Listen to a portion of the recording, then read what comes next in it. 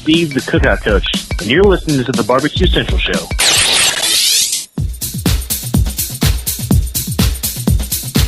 Happy to have you aboard here for the really big barbecue show. Boing. We cook because we have to, and we grill because we want to. Hit me. Fine, how's it going? You have a great show. I'm a big fan. Boing. So what seems to be the problem here? This man looks like he's dead, and he's in the crackle. Charbono! It's all about the charbono, dude. Succulent fish. What? He ate 2 feet 4 wieners. But listen, Lavernius, shut your face. I'm shaking like a dog shit peach seeds. We have top men working on it right now. Top men.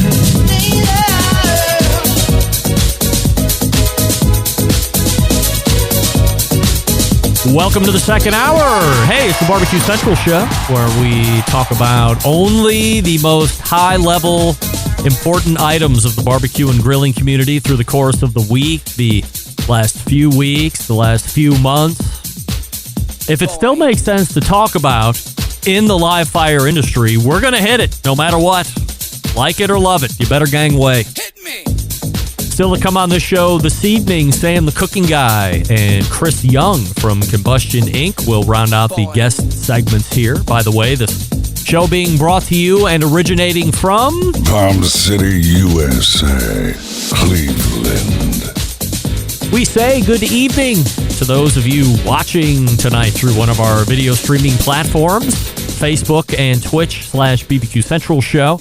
You can also watch via YouTube/RD Rempe, where, of course, we do have the YouTube poll question of the week going on, and we'll recap that here in just 1 second. Also, we are live on Clubhouse as well, so if you'd rather hear us instead of watching us, great way to get the show audibly without having to do any of the visibility stuff. And by the way, if you're just a podcast listener, you got to make sure you're subscribed to the podcast in order to do that. And you're going to want to make sure you are subscribed to the podcast as we talk about what's happening here. By the way, if you're just tuning in to the show now, you've missed the whole first hour, but that hour will be released here early tomorrow morning. Second hour will be released on Thursday, and I'll tell you about Friday here in just 1 second. Let's update the YouTube question of the week, or poll of the week, or whatever we're going to be calling it these days. How much would you spend on a standalone flat top cooker? $300 to $499, $500 to $699, or $700 to $1,000, or there is no budget when it comes to barbecue, and it looks like there has been a small change. 85% of you now are saying it is in the $300 to $499 range. How about that? So that price level has been holding firm. And I think our audience, a fervent group of live fire enthusiasts of all sorts, propane, pellet, throwing sticks, charcoal driven, and all forms in between, electric, sure, why not? 85% won't broach the $500. Now, you'll broach $500 if it's $499 plus tax. But just straight up before tax, nobody's looking to really broach over $500 except 5% of you, which is not an alarming individual number. And then 10% are saying $700 to $1,000. I'm sorry, 10% are saying there's no budget whatsoever. I would love to see what you're buying. Sometimes I think in these polls, maybe we're getting a little aggressive or we're anonymous, and so we're just going ahead and being a disruptor for disruptor's sake. So if you're buying a $10,000 standalone flat top, I want to see it. A, I want to see the receipt, and B, I want to see video or send me pictures, because you are then living the true firm. There is no budget when it comes to barbecue. So $300 to $499 seems to be where the sweet spot is, and we'll continue to watch that trend here through the rest of the show. And as we end the show this evening, coming up on the best moments of the Barbecue Central Show in 10 minutes or less this coming Friday, episode 272, which is from March 8th, 2011. So believe it or not, 12 years ago. It'll be just a shade over 12 years ago. I mean, can you believe it? I'm trying to think in this chat who's been with me for 12 years. Kinger's probably the one that's closest to being around for 12 years. Jason, when did you start listening to the show? Jason takes a break. Jason's been around the show for so long, he takes hiatus from the show, and then he comes back, and then he re-hiatuses. He does Booze Teen, and then has to take time away because maybe Booze Teen brought some heat from the Royal Canadian Mounted Police. I can't confirm that. I can't deny it. But bringing you back to March 8th of 2011, who's in this Best Moments show? Well, we journey back to a time where I did something when the show was only an hour long. There was a number of years in the beginning where the show was 1 hour, especially when I had started the live shows on what was then LA Talk Radio, or BBS Talk Radio was transitioned into LA Talk Radio. It was technically a 55-minute show. Now, eventually, we've grown into the 2-hour charade that it is now. And in fact, at points of this life, we also added a Wednesday show for some undetermined amount of time. I don't actually remember doing a Wednesday show, but it's in the archive somewhere. John Solberg confirms that there was an additional day of shows for some period of time. But as we journey back, we did something called the fourth segment free-for-all, which was the very last segment of the show. I had 4 or 5 companies that contacted me and said, hey, we'd love to participate in your show in some way. We have some things that we would like to give away, and we would be honored if you... So we had somebody that had like wine-infused wood chunks. We had El Capitan, tri-tip seasoning, and Cosmos Q was a giver away of products at that point in time. Remember, again, 12 years ago at this point. Now, if it's free, it's me. Rule number 3 of the show, right? Yes. So that's why it was very popular. Also, we had a phone line at that point. We had a phone line for a while, so people could just call in. I was calling out area code numbers as people were calling in to let them know that they were on the air. But the thing that set the fourth segment free-for-all off, all on its own, a unique piece of show history and just broadcast medium history in general, is the fact that the fourth segment free-for-all was hosted by Harry Carey, Hall of Fame baseball announcer for the Chicago Cubs. He took over, he ran the segment, and this is I don't know, look back at that portion of time. Winning prizes on the show, not unique. It's happened for years, but this was done in a time when I thought perhaps I was pulling off a fairly accurate impersonation of Will Ferrell, who was doing his impersonation of Harry Carey. This wasn't my direct impersonation of Harry Carey. It was me doing an impersonation of Will Ferrell doing an impersonation of Harry Carey. You can be the judge of how good or bad the impersonation is or was. You can also be the judge of how good the comedic value of this particular bit that John has sectioned out is. Is it time to bring the 4-segment free-for-all back? That might be the question that we ask in the YouTube poll next week, because everybody loves free stuff, and I'm not sure what percentage of you love really bad impersonations, but maybe we will. Could it be time to bring it back? Maybe so. Are you excited? I know I am. Okay. Don't forget, if you want to hear a guest or segment again that might be lost in the archives now, remember, the show that you're going to hear on Friday was 12 years ago, and we were doing live shows for 3 years before that, if you can believe it. 3 years and a month, almost to the day. Remember, live show started 2708, and this is March 8th, 2011. So 3 years and a month plus 1 day of 3 years into the show at that point. Believe it or not. I mean, this show's been around forever. Anyway, if you want to hear a show or a segment or an interview, email John, Jon, at thebbqcentralshow.com. BarbecueSentral.com and let him know what you would like to hear. He'll do his best to meet your expectation. As I mentioned in the first hour, this weekend, Saturday, I'm going to be attending my favorite destination across the nation, Louisville, Kentucky, to spend 24 hours at the 2023 HPB Expo, which is put on by the HPBA, the Hearth Patio and Barbecue Association. I have some appointments lined up with top men and women in the industry to do some interviews. Plan on meeting some folks in person that I've had on the show over the past few years. Maybe hunt down some real big sponsors. My question to you is this. Who do you want me to go talk to and get interviews and videos from? There will be a number of bonus content episodes coming up after this is done. Yes, so be on the lookout for those as they're released over the next month or so as I get them edited down and ready for the podcast feed. But let me know who you would like to hear from, who you'd like me to get video from, what questions you would like me to ask a manufacturer of a grill or an accessory, whatever. As long as they're in attendance, I will try to get some time with them and ask questions. But again, I do have some meetings that are starting to happen fairly rapidly here over the beginning of the week. But I'll be available for communication with you to hear your feedback. Hit me up on email or through direct message. LinkedIn, my LinkedIn account is going really well at BBQ Central Show on LinkedIn. Follow me there or whatever you do on LinkedIn.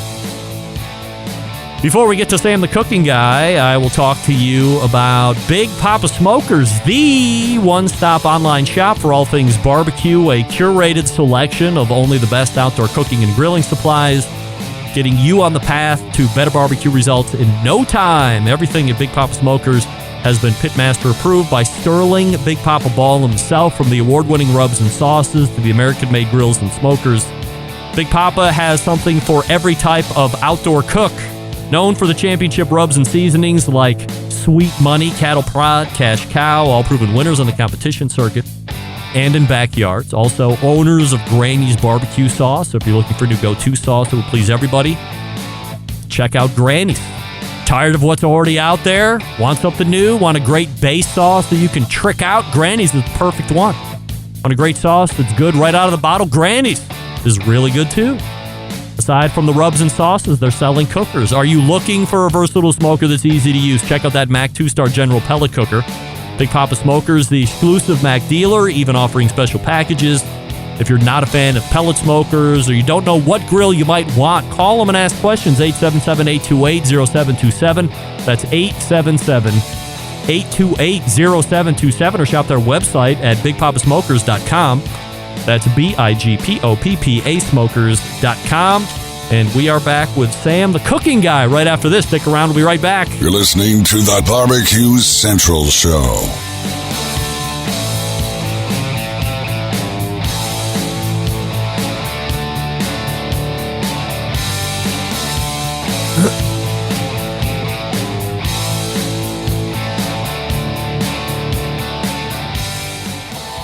Howard Stern, Jim Rome, Dan Patrick, and Greg Rempe.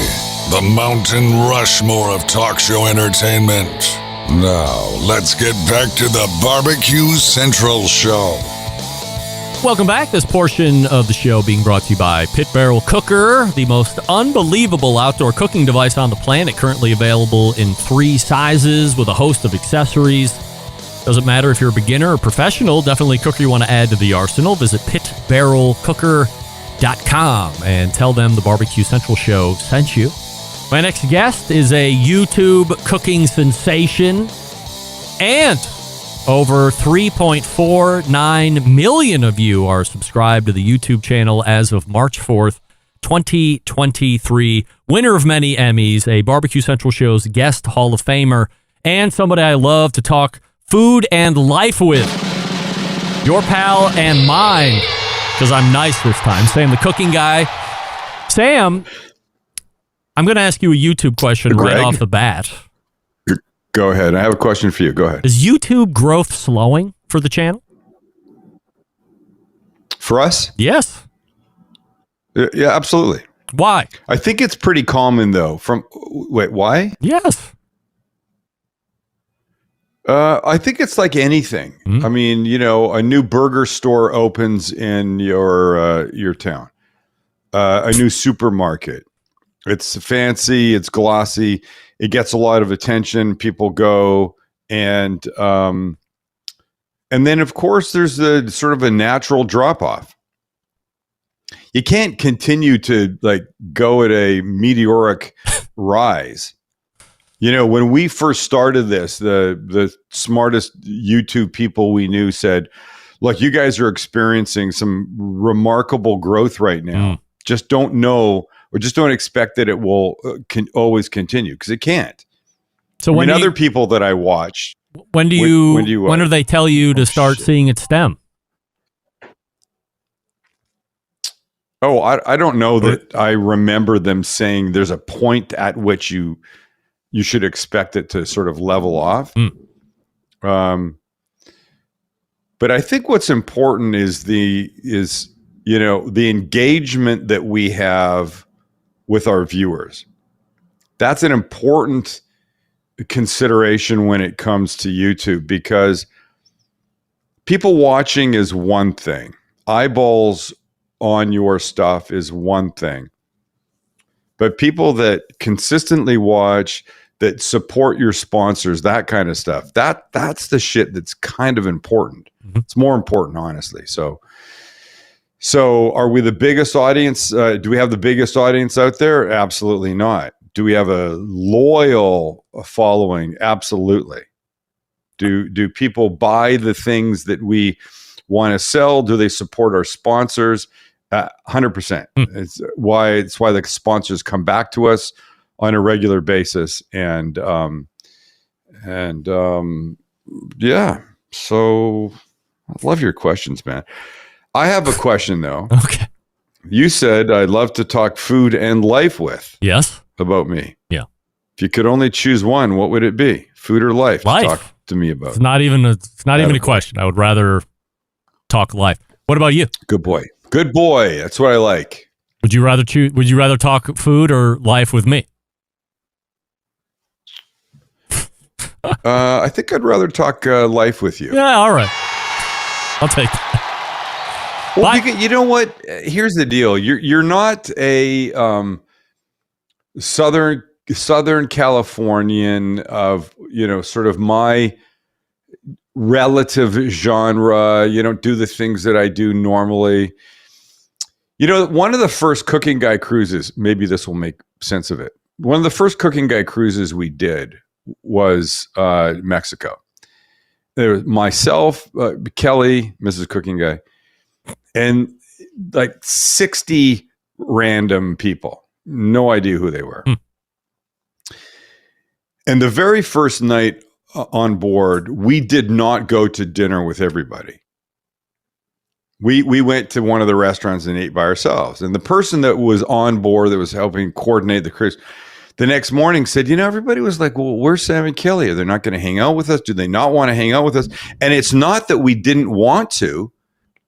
It's that I guess somehow we thought that maybe we didn't need to. I don't know what it was. We were very naive. So we went the next night at dinner to the giant dining room, and we sat with everybody. I mean, there was a whole bunch of tables. We liked it so much that each night we sat at a different table, different people. And we came home and a friend of mine said, how was the cruise? And I told him, he goes, dude, come on, be fucking honest with me. You're telling me you liked hanging out with completely random, foreign, stranger people that you've never met and listen to whatever their stories are. I said, 100%. I would rather go on a cruise with people I don't know, that I have nothing to do with, than go on a cruise with a bunch of my age or YouTube cooking people and talk cooking. I don't care about that. I want to learn things about people that I don't know. I want to learn about things that I don't know. And that was the fun part for me. And that's why I like talking to you, because we're not the same. We have different lives. We have different shit going on. Yeah. And I learn things when I talk to you. We talk about food. We talk about food. Everybody can make a burger or a steak or, whatever. use a fucking stick burner, that kind of shit. But no, I can't use a stick burner. I don't have one. But what's interesting is the male thinking, how we relate in our families, how the kids get along, the things. That's the important stuff in life. It really is. Have you made a concerted effort to not swear as much or bleep more than you did in the beginning of Sam the Cooking Guy videos after you got out of the live stuff? I don't think so. Well, I think YouTube's I think YouTube's a little more sensitive these days. Oh, which causes us to be a little bit more sensitive. This clip says otherwise. I don't think you can First swear time to the show. It's Sam Zion, Sam the Cooking Guy. Sam, how are you, buddy? What's up, man? How you doing, Greg? Fuck face. Fuck face. Fuck face. Fuck face. Fuck face. Shit. Fucking. Fuck it. Really fucking good. Fucking. Fuck it. Shit that shit. Fucking shit. Shit. Shitty. Fuck it. Fucking fuck up. Oh, fuck. No shit. Shit. Hey, y'all. Fucking. Hey, y'all. Shit happens. Shit. Fucking shit. Fucking shit. Fucking. There he is. Sam. First ever interview. That was all you. Well, I mean, there were some me, but most of that was you on the first interview ever on the show. No, I don't. Holy crap. Holy fucking shit crap. I don't even. Jesus fucking Christ balls. I don't think maybe I'm mellowing. I don't know why that would have happened. Damn it, man. I just love that. Nice. That was cute. Last month, we missed you. Yep. You were really under the full court press of getting this latest book done. You had mentioned off air that this was perhaps more cumbersome or more of an effort than you recall on any other previous books. Why? No, not perhaps. 100%. This is a grilling book, grilling, barbecue, smoking. So the things take, so much longer. I mean, I'm putting briskets and shoulders on at fucking midnight and hoping they all work out. And they did. The brisket was amazing. That's in the book. That will be in the book. But everything is just, the last book was burgers, dogs, sandwiches, burritos, and tacos. And I can make a dozen tacos. There you go. In no time. Burgers, not much longer than that. Burritos take a little bit. Sandwiches, not that much. But I can make it and then hand it to Lucas Barbieri, the photographer that I've used for the past 3 books. And he does beautiful stuff with it. We maybe talk a little bit, but in general, you're taking a picture of a burger. There's not too much you can do with that. But now I'm doing a steak. I'm smoking a 9-pound prime rib. I'm doing beef back ribs or whatever I'm doing. So now we're getting shots of the stuff in mid cook, on the grill, flames below, then after, how it looks and that kind of stuff. And it was a lot.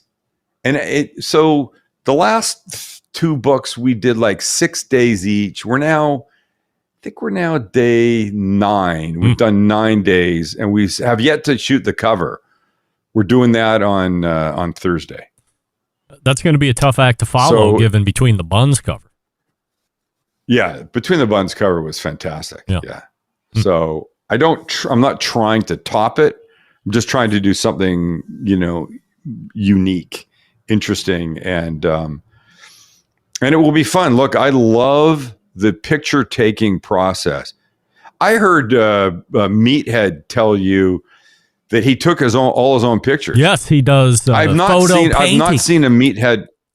I've not seen a Meathead book to see the pictures. But is his work good? Well, I mean, because I know he's got his masters. He's got his masters in photography. Well, it doesn't mean anything. Well, I mean, are you the only person? You can have a master's in. Is that Meathead calling you right now to take issue with you? No, you can have a master's in history and be a fucking idiot about history. I'm not saying he's an idiot. I'm just saying just because he has a master's, the proof is in the pudding, buddy. Are you? What are his pictures like? Are you the only person that doesn't have Meathead's first book? I don't have Meathead's first book. What? How dare you? Does everybody else have it? All right, that's Sam, the cooking guy. Everybody, good evening. Have a good evening. I gotta go. So wait, are you telling me that Meathead's he does his own photography? First book was his own photography? Yes.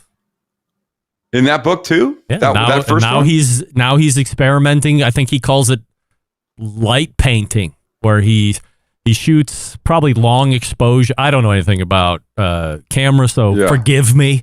But I assume there's like some long exposure. Then he's got a supplemental light, and he's like shining it around the areas that he wants. And he sent me some pictures one time. Good. I'm not allowed to show them because I'm sure it's under some type of NDA. But I mean, I'm no picture taker, but it seemed pretty impressive to me.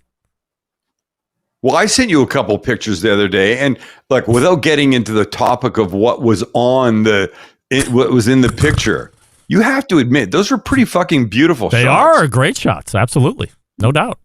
And Meatheads are like 20 times better than those? No, his camera work would be book worthy. You wouldn't look at it and go, "Oh, what did he do? Shoot his own pictures?" I will be the judge of that. All right. Well, I mean, there's no reason to be so critical or so cynical of Meathead. I'm not being critical yet. I'm just nothing to do with his name. Look, all I'm going to say is this: when the book comes out, if the book comes out, and I know you say it's definitely coming out, but apparently there's a lot of people that wonder whether it's actually going to come. When the book comes out, I will look at the pictures and I will tell you what I think. Right. Here's what I know. I know what I do well, and I can't do everything well. I do not take my own pictures. And I appreciate the fact that he does his own stuff. If it's great, good. If it's not great, then I will be the judge of that. Sam, the cooking guy, joining us. YouTube poll of the week. How much would you spend on a freestanding flat top cooker? $300 to $499. $899. $899. I can't get through the poll. Oh, sorry. This is my show. Just relax. Let me lead you down the primrose path, Mrs. Bueller. Sorry. Go ahead. $300 to $499, $500 to $699, $700 to $1,000, or bro, this is barbecue. There is no budget.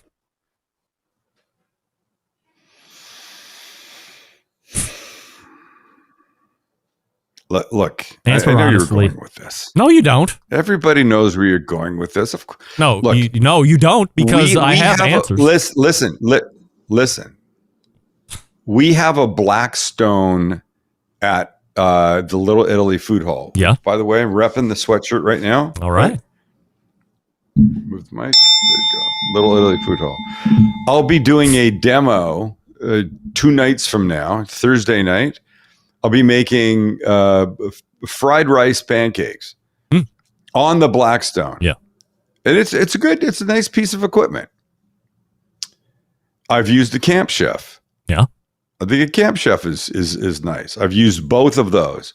I have never used the Traeger flat rock that is sitting in my backyard, brand new, that has been seasoned but not been used yet, that will be ready. It's being readied for a YouTube video March 23rd. All right. So I can't compare it yet. I've only seasoned it. But I'll tell you, one of the things that I like about it that I will say in the video is it's essentially a closed system. There is, like, you make a face, like you have a hard on for Traeger, and I don't mean in a good way. What are you talking about? I don't mean in a good way. You just went on for a 3-minute disclaimer about how you haven't used it, and now you're going to talk to me about what you like about it. Don't say anything you don't. Don't say anything one thing about that I it. like. I'm going to say one thing I like about it. All right, I can say this. It's a closed system that I've noticed. So you can't. Wind is not going to blow the F out of the flames. I talked to Malcolm Reed. What does Malcolm Reed say? First hour. I said, "What have you been hearing?" Because all of a sudden I'm hearing about Blackstone. The wind rushes underneath it and blows out. 5 years of Blackstone being in business, maybe longer than that, and owning the market, I never heard one dick about somebody having their Blackstone blow out because of the wind. Never. He's never had any issue I've with it. never had the Blackstone blow out. Right. I'm just telling you, if there's wind, it's accessible. It opens itself up. All right. I've done a lot of outdoor cooking with burners and all kinds of stuff. Yeah. I cooked one. It doesn't matter where I cook. I've had to build shelters around the stuff to keep the flames from being diminished from the wind. So Malcolm Reed says one thing. I say one thing. Go, you love Malcolm Reed more because you hate Traeger. I don't hate Traeger. You have Jeremy Anders on. Say to Jeremy Anders, I'm interviewing you, but I hate your company. I want you to say that to him. Oh, yeah? Because I think that's true. You want to dare me? Yeah. Yeah, I do. Yeah? Okay. I do. You got it. All right. I'll do it. Believe me. Thank you. It'll be the last time he's on the show. Anyway, you've done well at not answering the question. Do you have an answer? What was the question? What was your question? How much what would you I spend pay? on a freestanding grill? $3 to $4.99, $5 to $6.99, $700 to $1,000, or there is no budget in barbecue? Of course, there's a budget in barbecue. I don't know. I mean, this is the easiest question on the face of the earth. Who's hotter, Blanche Devereaux or Dorothy Spagnola from the Golden Girls is a harder question than this one.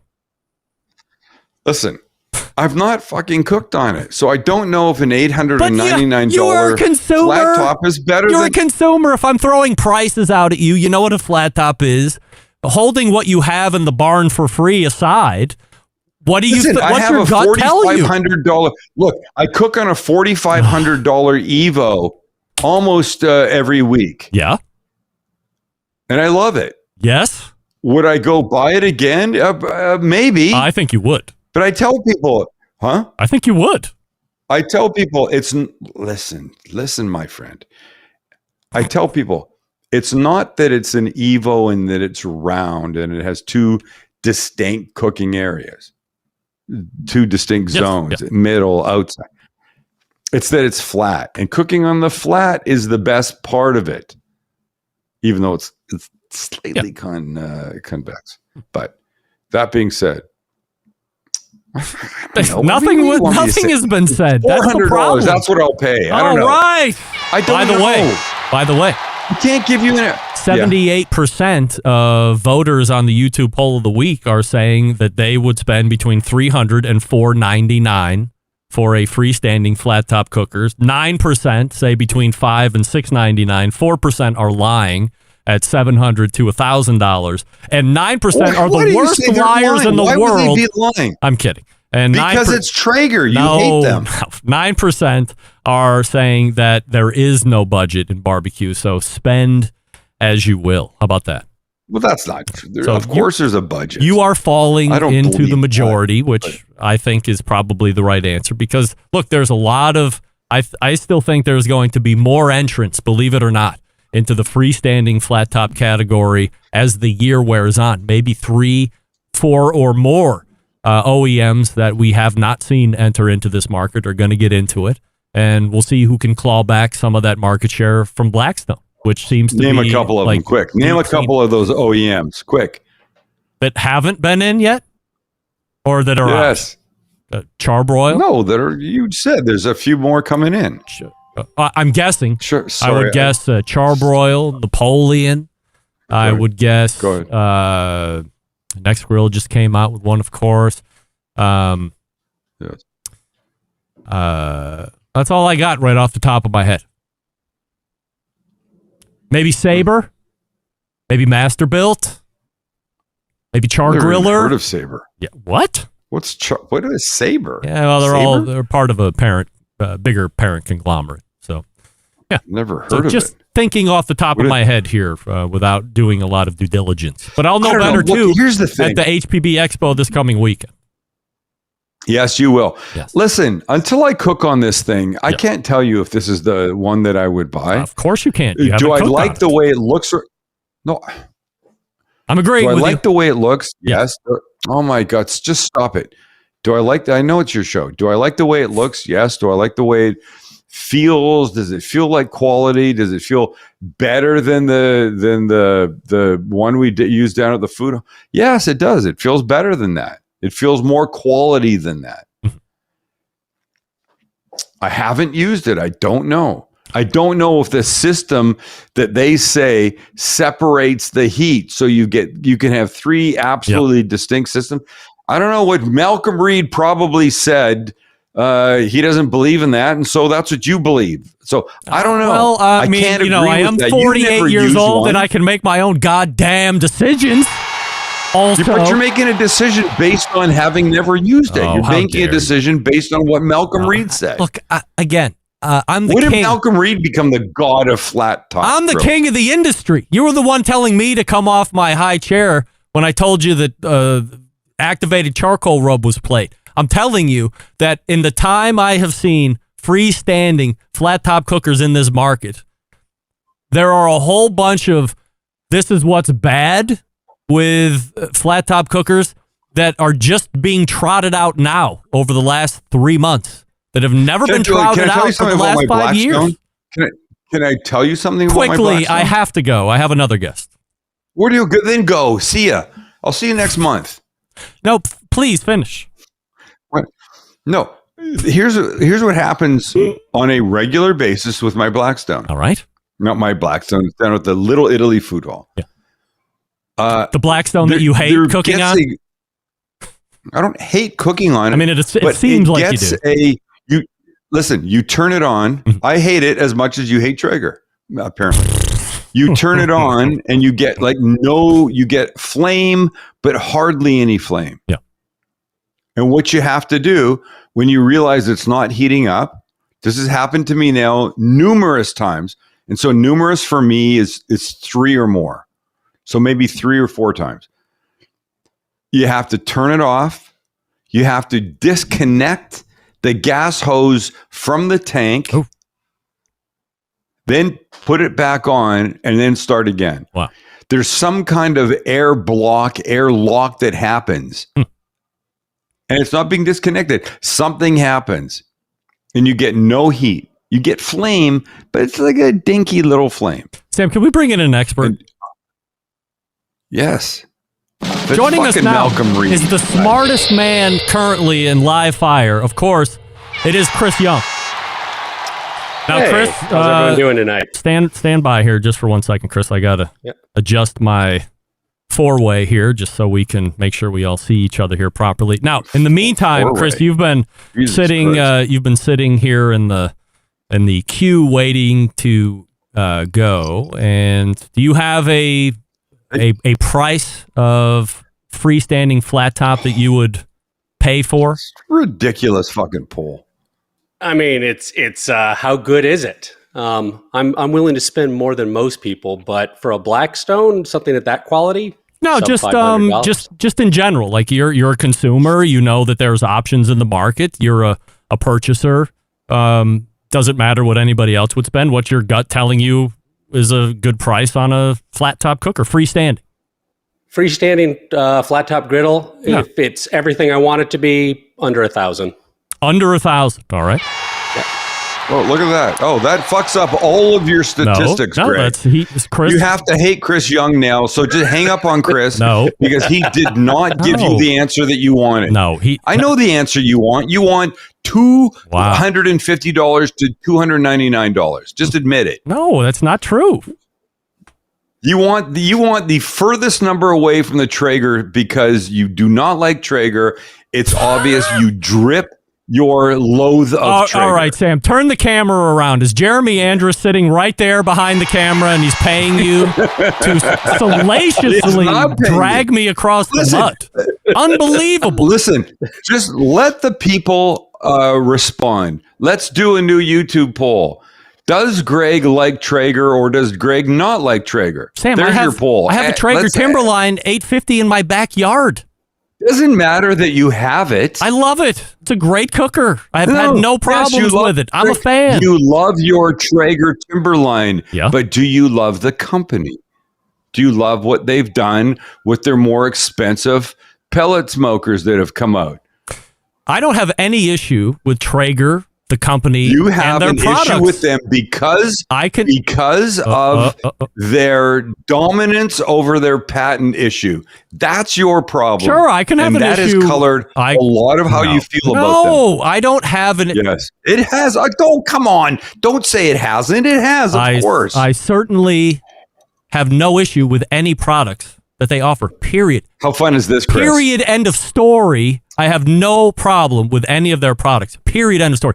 How they conduct business is completely separate. That's it. It's completely separate no, from that. No, it is not, because that colors everything. No, Chris, it colors you're somebody, you this created Jewel, you've created the Chef Steps, you're very successful in business. Can somebody like products from a company, but then also be at odds with how they do business? Yeah, absolutely. Of course. Yeah. Except you. No. Except you. That colors everything. But I just said it. It colors everything you do. But Come why on. aren't you listening?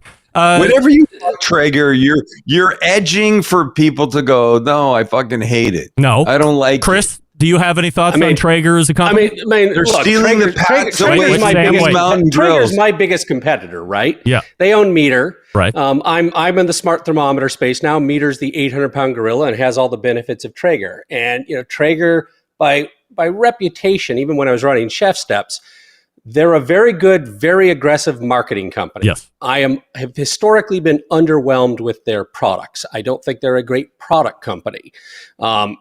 There's a lot of companies that are great product companies that are terrible at marketing. We never hear from them. Do I think Traeger is aggressive in business? Absolutely. I think if you look at the people who are involved in Traeger, they are elbows out aggressive players. And I understand that in business. It's not how I particularly like to conduct my business. So I think it's that. But I also understand why people like their products. I think they make for the average person, I think they make great products, and I get why people like them. So I think you can separate who they are as a company, which most of us don't spend that much time thinking about, and who they are with products. I think their products are fine, but not particularly great. Sam, this has been inspired conversation.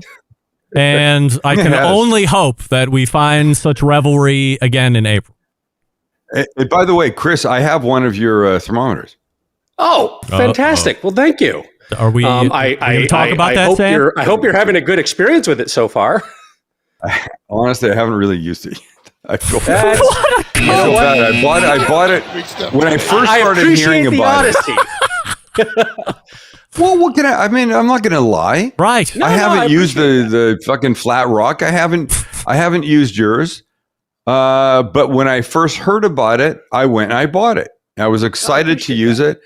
And I just haven't really had the right chance. My stupid phone. Haven't had the right chance to use it yet, but I will. Well, if you got any questions, any suggestions, reach out. Let me know. I'm on Twitter, email, all of those things. Thanks.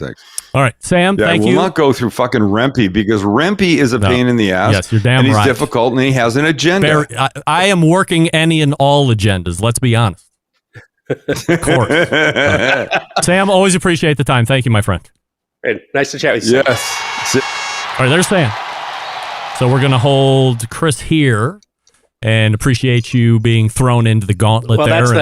That's the monthly marital therapy there? What is that? Yeah, wow. I mean, for some reason, he thinks I think I was determining that he thinks I don't like Traeger's products, but that is not true. I'm a big fan of the products. Again, it just goes to maybe me not being a fan of some of their business practices. But again, people are going to run businesses how they're going to run businesses, and some people are going to dig it, some people aren't, and that's just the way it is. And we will continue on from there. Here we have Chris Young, who is coming out of the bullpen tonight to help me close the show. He is the creator of Combustion Inc., or you can find him on the web at combustion.inc. So before we talk about the latest from Combustion Inc., Chris, the last time you were on the show, there were issues with the initial release. You were getting some things. You were testing quality control, and I guess they weren't meeting your specific quality assurance test. How does it resolve itself, and when do they actually get into the hands of folks? Well, so everybody who pre-ordered has theirs.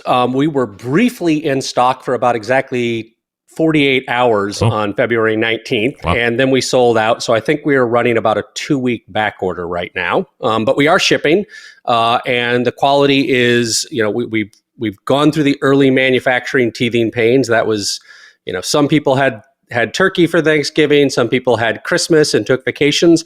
I dealt with factories. That was my holiday, but those have worked themselves out, and the early feedback from the thousands of customers who very patiently, while we slogged through 6 months of delays, has been great. Not without some bugs, not without some flaws that we've been quickly patching, but I feel like we delivered on the product we promised. There's always things that I would like to keep tweaking, but people are happy, and I think we delivered a great product. So I'm pretty happy these days. Through the lag time, did you experience any significant cancellations, or did people remain pretty patient? None. I think without giving too much detail, I think we had a total of 12 cancellations for the 6 months of delays. I mean, we had people upset. Like I get it. They wanted their thermometer. We said we'd be shipping it in the summer. We missed grilling season, and we were, everybody in Europe basically didn't get theirs till after the holidays because of shipping, weather delays, customs delays, on and on. So I get why people were frustrated, but they didn't cancel. We made some pretty big promises, and as I've said before, we didn't do a Kickstarter. We didn't get people's money and then we could walk away and never deliver. That I was 100. And the company's owned by me. It's me backing this. I was 100% at risk. If everybody asked for their money back, I guess we would have had to give it back, and the credit card companies would have put me out of business with all the chargebacks. So, it's always sort of nerve-wracking if is everybody going to cancel, and then when you do ship it, are they going to like it? Like, we've been heads down for 2.5 years. We think it's pretty great, but you never really know until you get thousands and thousands of people saying, actually, this is pretty great, or saying it's really great, but I wanted to do this one thing. And that's almost better, where, they're never fully satisfied and they want this to be the Earth, Moon, and Sun. And they're telling us where we should go next, what features we should be building in the software, what we should be doing in the app. And, we have a lot of great stuff coming out this month and next month that I think will really continue to make the app a great experience too. How much pressure was on you, or how much pressure did you feel, since you mentioned this was not a Kickstarter or crowdfunded in any way, you're footing the bill? Was there a lot of pressure on you internally to make sure that you were delivering a product to these folks as quickly as possible, but also delivering on the expectation that you had told them how this product was going to perform? It's a bit of a tricky answer. I've been involved in some pretty high pressure, high profile projects. Modernist Cuisine's over my shoulder there. I obviously did the Joule sous vide circulator. So this was not my first rodeo of doing something that was really ambitious. And I think, thankfully, because if I hadn't had those experiences, I think the combination of supply chain issues and COVID and all of that probably would have crushed a less experienced version of me. But I think the main thing is, I put my name on this. I stake my reputation on everything I've ever done. It's my name on that book. Whether people spent $500 for that book, like it or not like it, that's on me. And Nathan in that case. Same thing with Joule, and now with Combustion. And Combustion has all of those other things had a co-author or an investor behind it. This is me betting that I can deliver work that people will love, that people will value, that people, we're a premium product. So will we deliver the value at the price we've offered it? That's a fair amount of pressure. There were some dark moments of like, are we going to, October was miserable. Are we going to work this out? Are we going to figure this out? And it's made a lot harder because in normal times, the supply chain is across Asia, like a lot of modern supply chains are. And there's a lot of things where if you could get on a plane and get in the factory and get there with the people putting it together, you could solve something in 48 hours. Instead, it's you have a Zoom call, then they FedEx something and it gets to you in a week, and you look at it and you have another call and you send stuff back. And so like things that would have been figured out in a couple days in a factory stretched out to weeks and weeks and weeks. And it's costing you money and customers are getting angry. I would say that I'm not looking to repeat the fall of 2022 again anytime soon, but we have a good way of forgetting this kind of trauma once you get it out there, once you hear people liking it, because that's the only way you'd ever do this again. It's like having kids. If you forgot like what a big pain in the ass it was when you're changing diapers and dealing with poo at 2 a.m, you'd never do it again. But you kind of block that out and go, sex is pretty fun. And all of a sudden you got 2 or 3 kids. No doubt. Chris Young joining us here from Combustion Inc., the website combustion.inc, if you want to check it out as we're talking here. So there's a new updated part of the Combustion Inc. predictive thermometer, which has a smart device / app component now associated with it. So tell us all about it. Yeah. So when we launched, we were only selling the thermometer with the thermometer and the display, which you've got pulled up there. And we felt that was an experience where we wanted to get away from having to use the food in the kitchen when your hands are covered in goo. But, there's time where you're not going to be around the food. You might be watching the game. You've got something on the barbecue, or you want to look at a lot of rich data. You want to look at graphs. You want to be able to, really nerd out on the detail. And that's really where a mobile app is actually the better experience. We always had a mobile app experience, but our priority was getting the connectivity rock solid, getting the precision measurements rock solid, getting the algorithms working really well. Once we got through that, we had more time to start putting into the iOS and the Android apps. We've been shipping updates. We shipped one earlier this week, and we have a big one coming in about 1 week that has graphing, that has the ability to add photos, to label your thermometers. And so now we're saying you can really choose. If you're somebody who doesn't want to cook with a phone, or then the display is for you. But if you're happy just to have a thermometer, or you want to get a second or a third or a fourth thermometer, or frankly, an unlimited number, the app can handle as many as you want, then the free app is a really great experience. So we just started selling standalone thermometers. We immediately sold out, and we're about 2 weeks of back order, but it's good problems to have, right? So, and that's at a more affordable price point. The display and thermometer together are $199. The standalone thermometer is $149, which we know is still a premium product, but we think it's very unique technology. Instant chat coming in from the barbecue show asking if it will melt if it gets over 575. No, so that is not a plastic handle. That is a glazed ceramic handle. You can scrub it with stainless steel to get all the smoke off and clean it back up to that really bright, high visibility yellow. The internal components are the same reason you'll see a ThermalWorks thermometer. Things tend to max out at 300C, 572. Lots of things don't like solder. Circuit boards, they hate temperatures above that. The ceramic itself can go to 1200 degrees, and it's a good insulator. It can withstand the occasional flare up or a really hot searing grill. The maximum temperature for the sensors is 572. But I will tell you, even on some of the hottest grills, my Big Green Egg, a Weber charcoal kettle that I've modified with a fan for rapid searing. If I'm going to get stupidly hot, I'll take the thermometer out because I'm only going to be on there 30 seconds. But most of the time, it's a non-issue. It's not going to melt. What else can you do within the confines of this business? Now you have predictive thermometers with displays. Now you don't have to have the display. You can just use your smartphone. Is this just something where you're going to be adding more thermometering within the business, or is this just a area to jump off and grow? I think there's a couple things. So there is, as wonderful as this thermometer is, there's other form factors, there's other uses for measuring temperature where, all of that foundational work we did, where connectivity that just works, smart algorithms, all of that, I have the point of view that measuring the temperature in the kitchen or out on the patio is one of the ways to level up your cooking, to bring consistency, to bring a level of control.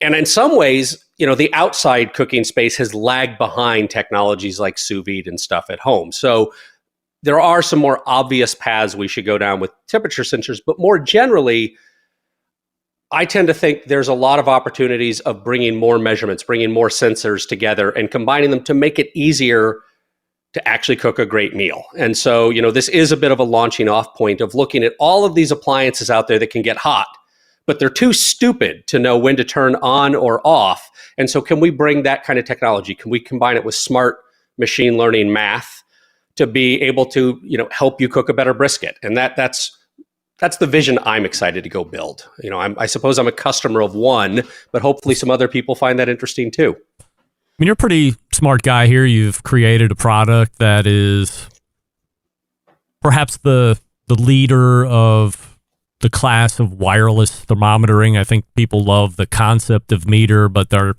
pretty disenchanted with a lot of its actual operation. Good in idea, but maybe a little flawed in execution as it gets out there, and it took forever to get out there. Yours now out, seems to be performing well. Have you been approached by other companies, either looking to partner with you or saying, hey, we like where you're at now and let's gobble you up and offer you a check before you get way too big? So those are two questions. The first answer is I certainly hope to have some interesting partnerships to announce later this year.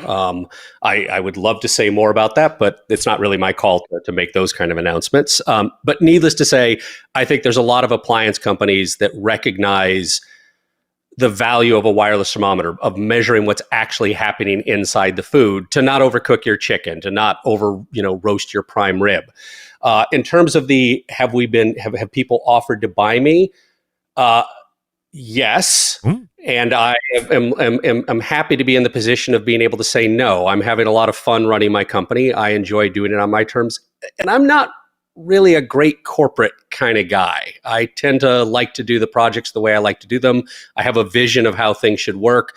Sitting in meetings and discussing budgets all day, or having lots of back and forth with what marketing thinks, that's not what I really would like to spend my time doing.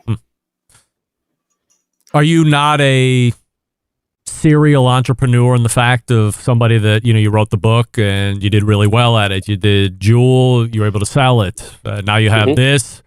Somebody could easily look at it and say, you're a guy that you could sell Combustion Inc. and now you're going to be building another company and maybe sell that as well. I mean, look, you never say never. And there are certain stages of a company, and Combustion could be a company like that, where you reach a level that to go further, you need more scale. You need the support of a much bigger company. And you sit there and go, well, I could try to get there organically, but I may never get there. It's really risky. I've got to invest way too much of my money. And that might make sense someday. On the other hand, I think one of the things I learned about my last company, Juul and Chef Steps, where we were 100 people on 4 continents, is be careful what you wish for. Running a fairly big, complicated company with that many employees, it becomes a different kind of job. And I am right now at the stage with a company like Combustion, where it's smaller, it's a great team of people, and we're having a lot of fun. And I'm not willing to give that up for any amount of money. But if at some point, to allow my colleagues to have better opportunities, to allow the company to grow in more interesting directions, it might make sense, but not right now. I'd asked you how much you would spend on a freestanding flat top cooker. You're somebody that keeps their finger on the pulse of the live fire community. Yep. Flat top cooking is not new, as I had mentioned in the first hour. It's, I've been tracking it 5-6 years now. It's probably been around longer than that, but it does seem to be more in vogue than it ever has been. A lot of the grill manufacturers are coming out with their own freestanding ones. Weber came out with one 2 weeks ago. The next day after Weber's, it was Traeger's. Next Grill's out with one, and a whole bunch have followed either before, some will follow after that. I'm assuming I'll see some new ones that are going to be released at the HPB Expo in Louisville this coming weekend that I'm going to be going to. What's your thought on flat top cooking in general? I mean, look, as somebody who worked as a professional chef, you're right. It's not new. If you've ever, anybody who's been a short order cook making tuna melts has been using flat tops for forever. And, in the professional world, they're incredibly versatile, right? The number of think about how many dishes you're not washing. Think about how many meals you can prepare in parallel and have 1 or 2 guys working this really big surface. So I always, when Blackstone came out with it, it always made a ton of sense to me. And it was never going to make a bunch of sense inside the house. People don't have enough ventilation to deal with the amount of smoke and fumes and exhaust you're going to get off a beast like this. But outside, which, I think we're probably the biggest outdoor cooking country in the world. I mean, grills and outdoor cooking dominate. It made a ton of sense. What I think has been disappointing to me, at least on the ones I've gotten to use, and to be clear, I have not yet pulled the trigger on bought one for myself. But my brother has one, and every time I'm down in Colorado using his, I'm missing this. I've been fairly disappointed. I mean, because these are meant to be fairly budget conscious. And if you've ever used a really professional grade flat top griddle or plancha or whatever you want to call it, depending on what part of the world you're in, they're amazing. They're really, really great. And then you use something where, hey, this has got to be brought in for $500, which means, by the time everybody takes their margin, there's maybe $80, $100 of parts in that at most. They're not very good. They're not as good as what I'm used to as a professional. And that's why when you ask me how much would I be willing to pay, well, my benchmark is I want something as good as what I used when I was a chef at a 3 Michelin star restaurant. I want it to be that durable. I want to be able to abuse it. I want it to be rock solid. I want it to be uniform. I want to be able to, scour it clean every night and not warp it. I want it to be flat. I understand as a somebody who manufactures products, that all costs money, plate steel, ground down, uniform heating elements, gas burners that aren't going to basically get vapor lock, which I think I heard some complaints when I came in. That requires not just good engineering, but higher quality parts. And so this is an area where you tend to get what you pay for. If you're going to use it once in a blue moon, get a cheap one. But if this is like your workhorse all summer, I think it's worth paying more for to get a premium one. But again, this is my perspective of I invest in my tools. The things I've made haven't been cheap. Joule was not the cheapest sous vide on the market. I don't make the cheapest thermometer. My cookbook was, eyes were popping at how expensive it was. But, that quality of work, that quality of craftsmanship costs money. And it's a trade-off of, do you want to be the cheapest or do you want to be the best? I tend to prefer to choose the best, and that probably biases my opinions. Well, as we say in the live fire community, buy the best and only cry once. We're talking with Chris Young here from Combustion Inc. The website combustion.inc. If you're looking for a wireless predictive thermometer, this is one that you would want to certainly consider. Chris, always appreciate the time and the insight, and we will talk to you again soon. Thank you, Greg. You have a great night. You got it. It's Chris Young right there. Again, the website combustion.inc. And if you are in for a wireless predictive thermometer, then this is one that you're certainly going to want to check out, especially compared to what is currently out there in the marketplace. I would imagine the class of the market segment, to say the least. We'll get to where we're ending up with the poll here, so stick around for that. And as we get ready to close the show, since 1991, the National Barbecue and Grilling Association has been the voice of the barbecue and grilling industry by helping members network and learn from proven professionals. The new leader of the organization, Cal Phelps, looks to take the history of this particular NBBQA and move it to new heights into 2023 and beyond. And they started this year off with a bang at that annual conference out there in Orlando. If you are somebody that is in the business of live fire, in the business of barbecue or grilling, you're a caterer, you want to bring a rub to market, you want to bring a sauce to market, you're a brick and mortar restaurant, you want to start doing mobile business, all that stuff. This is an organization that you want to join and learn from. And I have heard from a number of folks that attended the annual conference a handful of weeks ago that said, hey, things are changing and doing it for the better, and it's happening very quickly now that the organization is under the firm control of Cal Phelps and the folks over at NBBQA. So join now, take a look at what they're offering on a membership standpoint. And by the way, as they continue to roll out live appearances and different conventions through the course of the year at different locations across the nation, if you can't go to a specific one, if you're a member, they will be videotaping, give you access to audio. So if you miss it, you can get it on replay with your membership. So that's another feature you might want to take advantage of. nbbqa.org is the website. That's nbbqa.org. Learn how approachable the biggest stars in the industry can be. They're members too. nbbqa.org. We're back to wrap the show right after this. Stick around. We'll be right back. Whole packers, full racks, legs and thighs, injecting butts. If you've never heard this before, you might think you found the best XXX show ever. Let's get back to the most homoerotic host out there today, Greg Rempe. And we thank Chris Young from Combustion Inc. for joining us last segment and a quarter.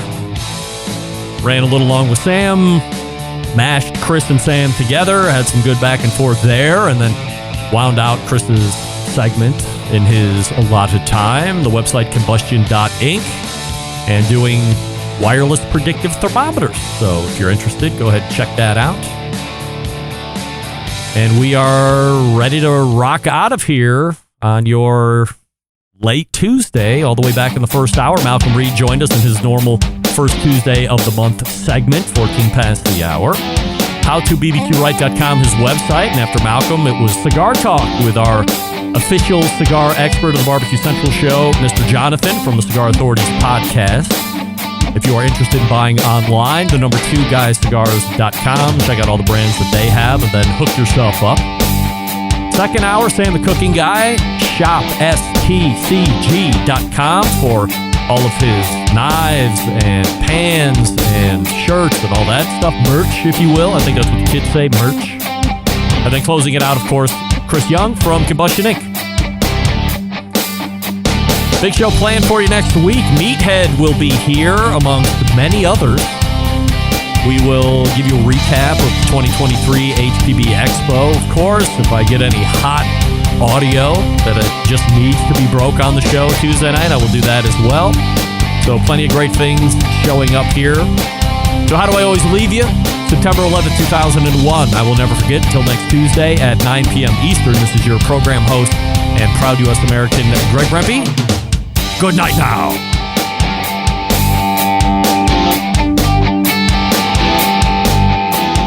This is Maddie Rempe from Cleveland, Ohio, and you're listening to Barbecue Central.